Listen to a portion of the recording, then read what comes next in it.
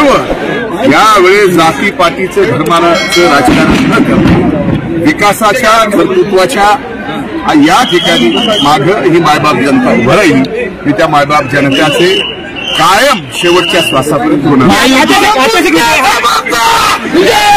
ऐतिहासिक विजयासाठी 26व्या फेरीपर्यंत थांबावं लागेल. पण होत आहे कारण आतापर्यंत परळी विधानसभा मतदारसंघाच्या इतिहासामध्ये किंबहुना रेणापूर विधानसभाच्या मतदारसंघामध्ये ज्या विजयी उमेदवारांनी मतं घेतली त्यामध्ये आताच तुम्ही दुप्पट मतं घेतली तिथे 10 फेऱ्या आणखी मोजलं होते. 16 झाले नाही 14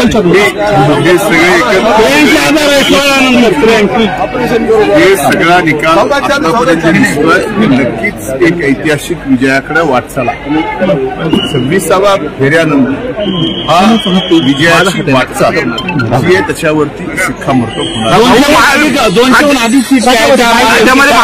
होणार. मी पहिल्या दिवसापासून प्रचार जसा लागला आपल्या सगळ्याला सांगतो महायुती सत्तेत येणार, क्लीन स्वीप येणार. हे माझा शब्द आहे, क्लीन स्वीप येणार.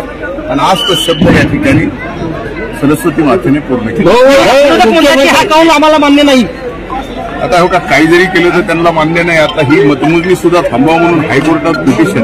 मला वाटतं की 288 मतदारसंघात फक्त परळीचं त्याची मतमोजणी थांबवा म्हणून पिटिशन हायकोर्टात केलं. याच्यावरून त्यांची मानसिकता ते सकारात्मक मानसिकतेतून निवडणूक लागण्यासाठी केलेच नाही.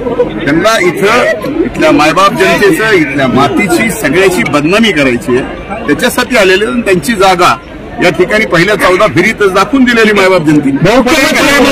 शरद पवार यांनी मोठी ताकद लावली होती तुम्हाला पराभूत करण्यासाठी. हो, ती जी ताकद लावली होती त्याच्यानंतर इथली मायबाप जनता काय करते आता